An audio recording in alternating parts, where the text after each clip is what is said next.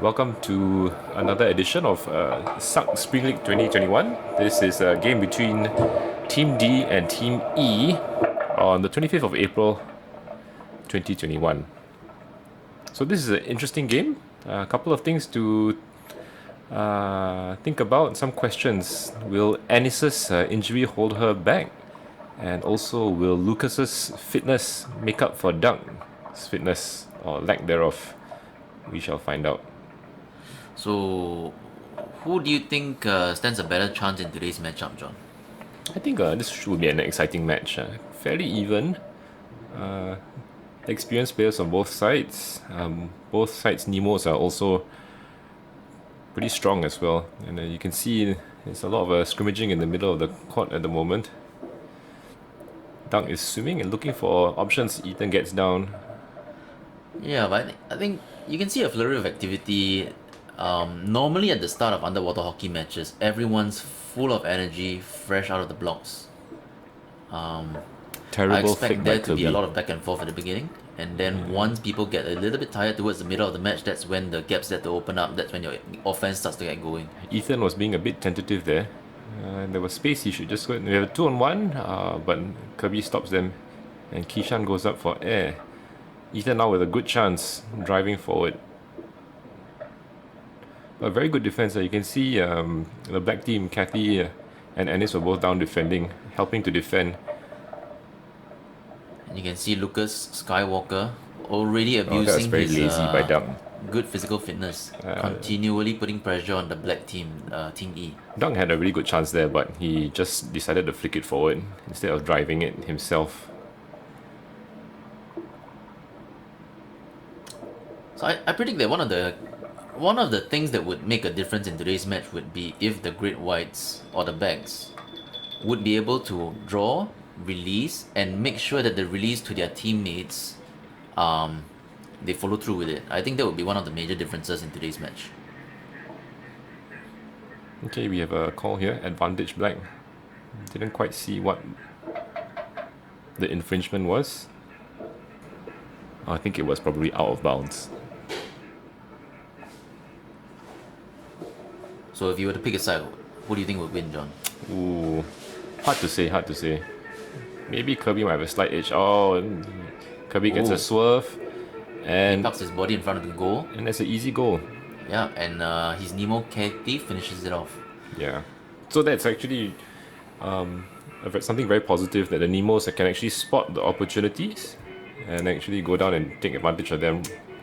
I think that's a point that I touched on as well, right? Which is the Great White, which is Kerby, making sure that the Nemos are there before he actually gives up his position. So he's actually making sure that his Nemos carry on the drive that he did. Oh, it's also a chicken and egg. You know, the Nemos see the opportunity and they just go down and take it. That is true. And it's a good support. Seems like her injury isn't holding her back. Nice swims by Chikuen, distributing it laterally.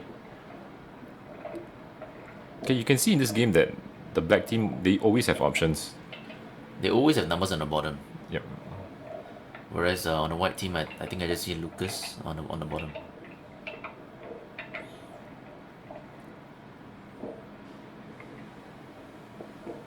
Again, with options. Oh, good. Nice stick work by Katie to retain possession. Very good work protecting the puck. And see, you've got numbers supported by both Anis and Chikuen. And now white team on the defensive already. Oh, that was a risky move to go straight down the middle and intercepted by Kerby. And again, see what he's doing. He's making sure that his body is on the bottom, protecting the puck, making sure his support arrives before he actually gives up his position. Go. Good drive by Ethan. He should have kept going. Yeah, I agree. He had a lot of space. I think another factor will be White's Nemo, so whether Ethan uses his strength that we all know he has and uses the aggression. But nice goal, finished by Kishan. Was it? Oh, yeah. Yeah, it was finished by Kishan. I think it was an underarm from Lucas. That's right. So, great recognition by Ethan and Kishan as well. I think both of them were supporting Lucas, and it paid off for them.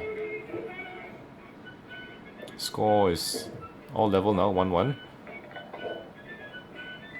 Oh, great possession. Oh, good support. You see, yeah, you can see Lucas' physical fitness really paying off. He actually screened off KT. KT passed it off to Kerby. He immediately went to press Kerby, and actually stopped the black team's progression over there. So great defense by Lucas. Oh, nice. Go, go. Great support on the black team. 3 black sticks surrounding Lucas over there. He seems stranded for a while over there. Okay, that looks like a stick infringement, possibly. Oh no, it's not. It's the end of half. Wow. Okay, that was a quick first half. Any thoughts for the second half, John? It's pretty even. I think the black need to drive a little bit harder. More drive from... Sorry, the white team need to drive a little bit more. And be more aggressive. Yeah, I think the black team is Oh, very evident. look, the Lucas just fully committed to that, and now they're on the back foot already. And now he's taken out. Yeah, he followed Wow, Chikuen that was a into nice the curl. effort by Kishan to chase Kerby And now at the they're in defense. big Kerby's trouble. driving all the way to the goal. Great numbers by the black team. Both Nemos, KT and Anis finishing it off very strongly. Yeah. And so you can see in this, with fairly evenly matched teams, any mistake such as overcommitting by the back, you get punished straight away. Lucas is trying to do a lot Do for you his think team. this is a retribution for wearing an illegal glove by Douglas? Probably. Maybe Lucas Skywalker wasn't happy with it. I think everything is Douglas's fault, usually. I tend to agree. Okay, so I think quick introduction. Team E, we have KT, Ennis on the Nemos, Chikuen and Kerby as the blacks, great whites. On Team D, the white team, we have Ethan and Kishan. Kishan, one of our newest players. As Nemos, we have Lucas, Skywalker, and Douglas Lowe, the great whites on the white team. Kirby passes it to nobody. As usual, no surprises there. Uh, Douglas passes it to nobody as well. well. I suspect they might have been exchanging strategies. Go, Ethan, go. You got space. Yep, just keep driving it. Ethan being a bit tentative today.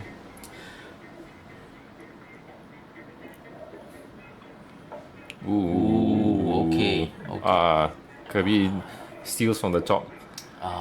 That was a wasted opportunity by Ethan over there. Yeah. Unlucky. So this goes back to the point about, not having your hands fully outstretched when swimming, because that's very weak. You're quite vulnerable to steals from the top. And Kirby driving forward. So Kirby as a back, he plays much more aggressive, and you can tell that it actually... So the support for the forwards is always very, very tight. I guess he can get away with it if the backs on the white team aren't pressuring him too strongly, and the white forwards don't punish that kind of play. And Chikuen's also there to help him cover, That's true. as we see here. John, when you said that steals from the top, did you say steals from the top or steals from the dog? Steals from the... I think they both apply. Steal by the dog from the top. I see. I was about to commend you on that pun, John. Okay. Excellent bottom time by Cathy. Ooh, I think that was a steal from From the the top as well. Okay.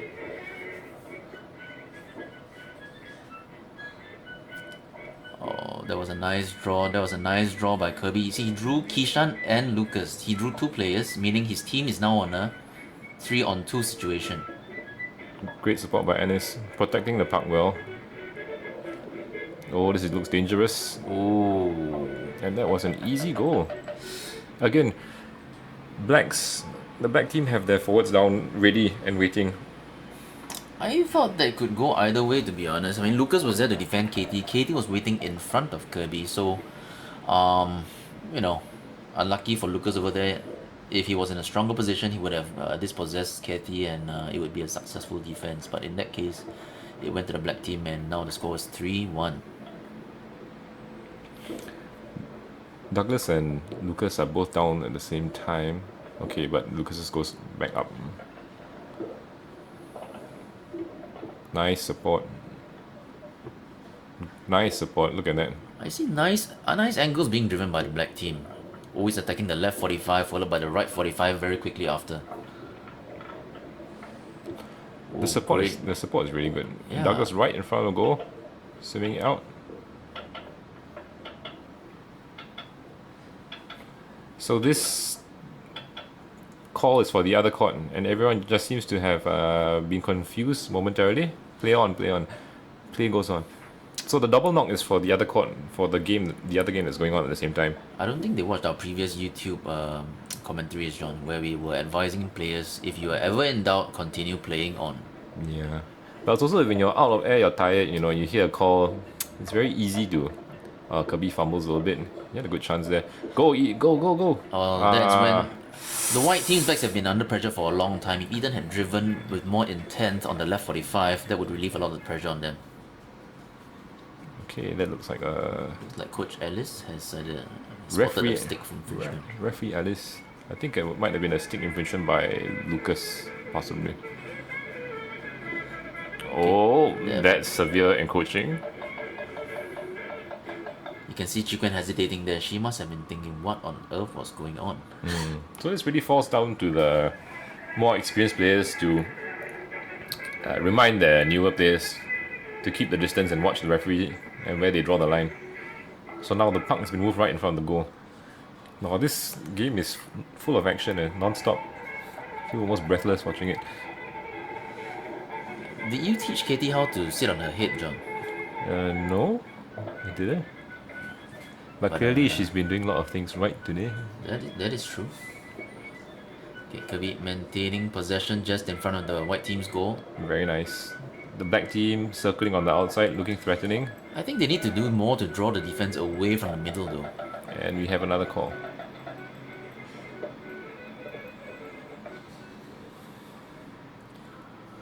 Referee signal a no goal. No goal, and that's the end of the game. And that is full time. Wow. Okay. Fast game, plenty of action. To be honest, I think that the game could have gone either way. If you were the white team's captain, what would you be telling your team, John? If I was the white team's captain, I think Lucas is working very hard, trying to do a lot. But I think he and Dunk need to try and sync up with each other a little bit more. I think there's a fair bit of duplicated effort, both going down at the same time in certain instances. So Lucas would be down, but Dunk is hanging back. So Dunk might be down, Lucas is in front, he can't see him. So they're not. So one thing is that they have to watch each other a bit more, I think, and pick the moments and go. So try to be a bit more circumspect in how they explode and use their energy. What about for the white team's Nemos? White team's Nemos, it's a cycle. If they see the backs make a decisive move, they have to go down and support and basically be an option for the passes. And also if the backs drive, they need to fall behind also just to support if On they the get back 45. if they get overtaken. Yeah. Okay, we shall see how things pan out in the second match that is to come.